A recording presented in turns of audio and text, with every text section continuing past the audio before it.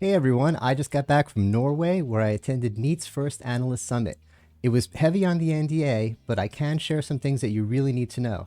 I thought I understood this company, and I really thought I understood their products, and it turns out that I didn't. As always, please use the little YouTube chapter things at the bottom of the video here. I don't expect anyone to watch an entire video these days. I'm going to start off with the big picture company overview, how it's doing. Then I'm going to get into what I learned about the products and what I can say about the product roadmap.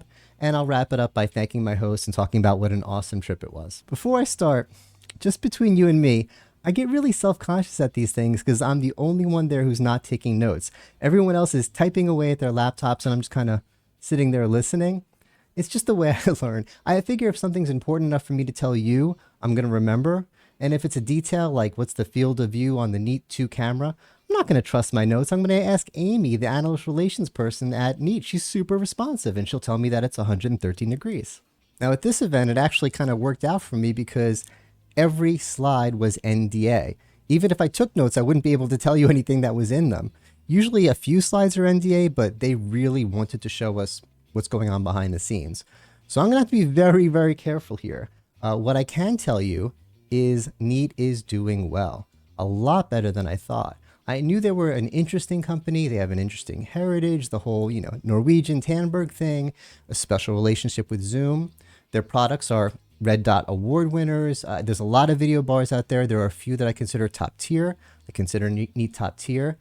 But I didn't know how well they were doing, and they're doing a lot better than I thought. Again, I can't tell you the numbers that were on the slide, but the numbers were a lot bigger than I expected. And in some cases, they had more zeros. Neat is one of the biggest major players in the space, and I did not know that. Now, I told you that the entire slide deck was NDA, but there was one slide that was so NDA that Janine, the CEO, stood up in front of us and asked us to put down our phones. So let me tell you what was on that slide. It was a line that went like this. Obviously, I can't tell you the numbers that were on the slide, but there's a few things that I can tell you about it. It showed continuous growth, even before Janine was there. It also showed a bump. Now, that's not anything against the previous management. This wasn't a situation where the company was having, a lot of times you bring in a fixer, you bring in a good CEO because you had a bad CEO that did a bad job. No. Previous management was doing great, the company was growing, and it got to a level where they needed someone like Janine. And Janine had an effect. It was on the chart. Revenue increased. We had extra growth. And she said it's not because she did anything revolutionary. There were no layoffs, didn't change the product lineup, just basic management stuff that someone with 10 years of experience at the executive table at Zoom can bring to a company like Neat. So nothing against the previous management, but bringing in Janine had an immediate positive, measurable effect. The other thing I can tell you about the slide is it continues to go up into the future. Now, obviously, if a company isn't projecting growth, they leave out that slide. I've been doing this for a long time. I've never seen a deck where they showed the chart going down. So I wasn't surprised to see it going up, but they broke down where they expect the growth to come from. They're not just being optimistic, they have a plan. And yes, that part is NDA, but it was broken down into segments. There are multiple areas where they could be. I can hint, okay? Look, if you look at their product lineup, you could see that the Neat environment is really set up for a meeting room for 4 to 5 for 15 to 20 people. There are smaller spaces, there's desktop, there's bigger spaces, there's software, there's other sorts of peripherals and accessories. There's a lot of related areas for growth, and they're looking into them. And I can't tell you which ones in particular they're looking at. But the growth is not just optimistic, it is planned. Final thought on the company before I get into products. When I saw the cost of my flight out to Oslo, I was feeling a little guilty. After seeing the slide deck, I don't feel guilty. They're fine, okay? Okay, so let's get into the products.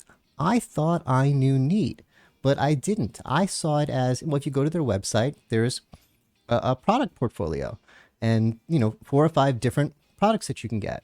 That's not it at all. It's an environment with interchangeable pieces. Now, I was very lucky because I got Neat CTO, Kevin, away from the group for a while for a private conversation, and he really helped me understand it a lot better. A customer basically just has one choice to make at the beginning of the process, whether they want to go with the bar or the board, depending on what they're using the room for. And after that, everything else is just kind of right sizing. Now, I could spend a whole show talking about the board. Like everything else, it's a red dot winner. There's a lot of custom software in it. There's a lot of cool workflow to it. But the important thing is at the top, that's a neat bar. So as far as the video and audio go, it's basically the same meeting experience whether you get the bar or the board. Now, here's something crucial I didn't understand. If you get a neat bar, you get the neat pad with it. Because you don't have the board to control it, you need the neat pad to control it. It's part of the experience. The neat pad also has a microphone, so if you're across the room from it and using that to control it, it could use that microphone for better audio quality. Something else I didn't understand about their product lineup along the same lines is that the Neat Center, I have one right here, is not a standalone device. You can't just buy one of these and put it on your meeting table and use it as your video conferencing. It's a peripheral for the bar and or the board. When Kevin first explained this to me, I was a little skeptical. I was like, well, why not sell it as a device? It's nice. I might just want to use it and not have the bar. But then he demoed how it works with the bar, and I got it. And fortunately, they're building experience centers so you can see this for yourself. If you see how this works with the, well, bar or board, you get a sense of how it's all just an environment. The pad, the bar or board, the center, it's all just part of this neat experience. So when you see the portfolio from that perspective, it gets a lot more compelling. I mean, sure, it's great that the individual products have all these red dot awards, but seeing how they work together is really what sells it for me. And there were a lot of NDA demos, but I can hint, the center has a microphone in it, the pad has a microphone in it, the bars and boards have microphone in it. So as you walk around the room, different microphones might do different things to enhance the experience. Some of it is in place, some of it is still being worked on, but it's a lot of powerful stuff. And I haven't even talked about the fact that these things have room sensors. They know the temperature, air quality, and we haven't even discussed Neat Pulse, the software that ties it all together. So again, seeing it not just as, oh, some cool products on the website, but as a neat experience really changed things for me. One last product to discuss before we get into the product roadmap. Here we have the Neat Frame. The Neat Frame is doing very well. You can imagine retail. I love the idea of it for retail, banking, kiosks like this. But to be honest with you, it hasn't met the expectations. They were kind of hoping it would be a desktop darling. Desktop is really tough. So now you know I'm being honest with you about everything. I'm not just going to say everything's a Grand Slam winner. This is a winner for them. It's a Red Dot Award winner. And like I said, in its natural habitat where you see it here, it's doing well, but it hasn't met the expectations on the desktop. So let's move on to product roadmap. Oh, they had all sorts of secret laboratories. They had another room where they have a 3D printer. They mock things out in cardboard and then they 3D print them. You got to get their hands on. So yes, they are developing new products. In fact, they showed us something that I can't talk about. So yeah, stay tuned. What I can tell you is don't expect a ton of new products. I kind of asked for that. I had a wish list. Hey, they make good stuff. There's a bunch of stuff I want. Why not make 80 products? Jeanine explained to me they need to stay focused. The way they're winning is quality. She pointed to the Red Dot Awards. If they spread their resources making a bunch of new stuff, they're going to stop winning those awards. One thing in particular I want a neat webcam. I think that'd be great. And I want them to call it the Neato Mosquito. But that's not on the product. I think I'm allowed to say that's not on the product roadmap right now. One last thing about product roadmap, and this is going to be tricky. This was completely NDA, but it's too important for me to leave it out. And it's a discussion about BYOD. And obviously, I think a better experience if you go into these meeting rooms is if you're using Zoom rooms or Team rooms and it comes up on the screen. But some customers are saying, we don't want to buy Zoom rooms. We don't want to buy Team rooms. We have, I got Teams and Zoom running on my laptop. I want to just connect it to the bar or the board or whatever. I don't think it's the right way to do it, but it's what the customers want. Now, how do you implement that? There was a very, very heated discussion among the analysts about the right way for Neat to address that.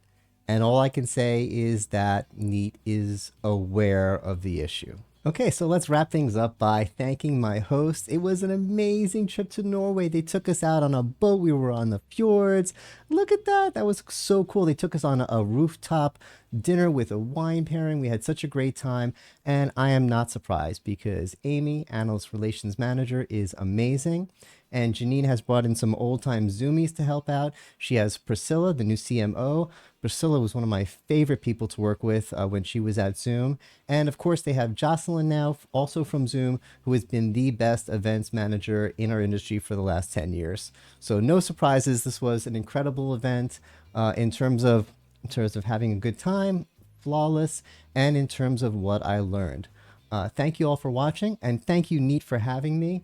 And please like and subscribe.